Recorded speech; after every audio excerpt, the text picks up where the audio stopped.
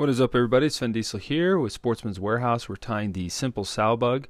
I call it the simple sow bug because we're simplifying the sow bug to what I would consider the bare minimum here. But this is super effective here on my local waters. I've had really good luck on the Lower Provo. So let's go ahead and get started with the materials. This is a TMC 2487 in a size 16. I generally fish these in 14s to 20s. We're going to be using some lead wire, 0.015. And we're going to also be using some red thread in an 8/0. You could also do a 6/0, but for the smaller size, I definitely recommend the 8/0. We'll secure everything with some small gold wire. And last but not least, our main material, the sow scud. This rainbow color and this tan color seem to be my best colors, my most effective, and I tend to mix them. There's some other like grays and stuff like that. There's a lot of different colors, and so just see what works for you in your local waters. So let's go ahead and get this in the vise. This is a size 16. Generally, I fish these on the Lower Provo, particularly in 16, 18s, and sometimes 20s. I've done as 14s, but generally those are the sizes I use. So let's go ahead and secure our weight first. We're going to be taking that lead wire and just kind of spiraling around the hook shank, and I want to get about 10 to 12 wraps here. This is to add a little bit of weight, but also it helps create a really good little curved profile. It accents the hook shank even more, and you'll see why here in a minute. And I just kind of press those together by sliding it up against the hook eye. And I leave that tag end up. I use it to my thread to get rid of it. And so we'll start our thread right here behind the hook eye with a few wraps. And then what I'm going to do is I'm going to hold my tag end against this lead wraps, and I'll walk all the way around that the lead, and I'll secure that kind of behind there. And the reason I did that is we're going to be zigzagging through this, and the tag end plus our thread helps so that our thread doesn't go through the lead wraps. And you notice I'm also wrapping at a 45-degree angle. The reason is because if you went straight up and down, the thread would just go in between your lead wraps, and you would separate them. So make sure you zigzag across. I secured that little lead tag end, and just trim out your thread tag end, and I just kind of pulled out my lead one. So as you can see, we are going to get into basically clean this up now, and we'll go ahead and advance our thread through this one more time. And since I have enough thread wrap zigzagged, I can go straight up and down, and I'll kind of build up that taper so it's not a huge jump. And then we'll go ahead and secure in our small lead wire just here on the top. And so this lead wire is also helping to make sure that our thread, and we create a uniform underbody. And then I will stop that right after I get off that hump, because I want a little red spot of thread right there at the rear of the shank. So the next process is we are going to grab some dubbing. And there's a lot of different ways you can do this. Typically I make dubbing loop brushes out of this, so it just speeds up the process. But for those of you that just are going to be grabbing dubbing out of the pack, I'm just going to grab a clump of the rainbow.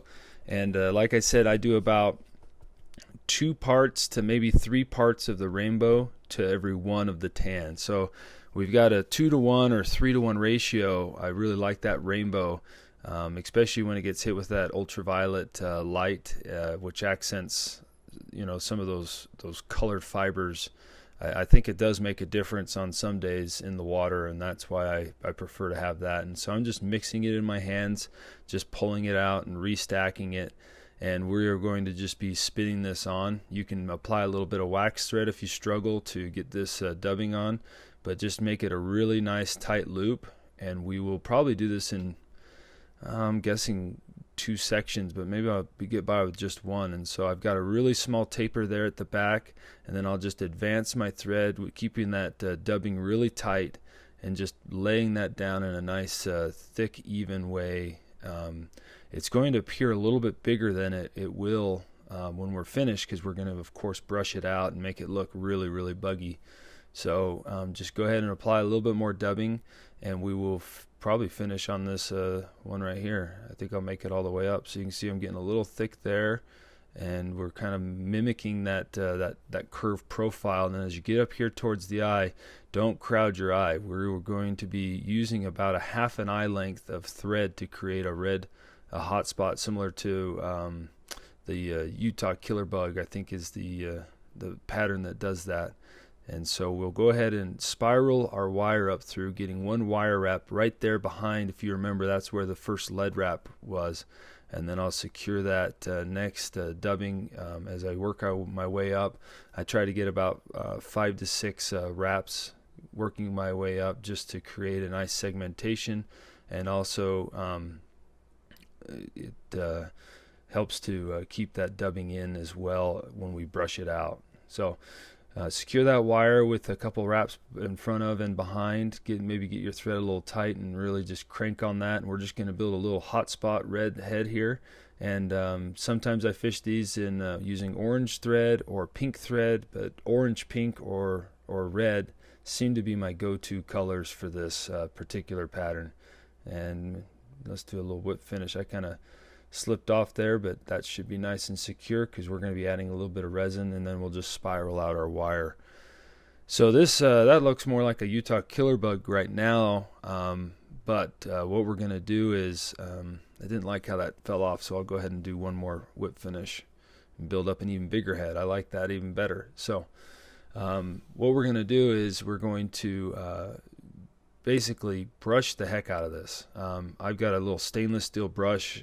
You can also use a Velcro brush, and usually I use the stainless steel on my dubbing brushes, but for this I'll just grab my Velcro and just really be aggressive, get some of these fibers out, brush it. It's going to be very solid and durable. That wire really helps to keep everything in place, and you can see we now have some long fibers. I'm just going to pull those with my fingers. You could trim them with your scissors, but I like to keep more of the natural look, and I think by pulling with my fingers it accomplishes that. And so right there, that's pretty much all you need. We'd like to put a little resin on that head, and so I'll go ahead and do that. That just kind of solidifies everything that we've tied in here. I'll just put a little dab right there, let it soak in for a second, cure it up, and look at those fibers from that rainbow. You can see how that really just accents and makes it just crazy. Fish go nuts for it. So that right there is a done fly. You can go ahead and fish it. I'm going to do one more step, and this is kind of a little tip I do, is I pull all those fibers down just to really create kind of more of a, I guess this would be more of a Scud property than a sow bug, but I have confidence in it, and so I generally do it. So I just apply a little bit of resin here on the back as after I've stroked those fibers down to kind of cure it. And what that does is it forces all the fibers down, creates a hard shell back, which makes it a little bit more durable, and I have confidence in it. So tie some up, mix up your dubbing colors, mix up your wire colors, and fish them, and hopefully they pierce some lips.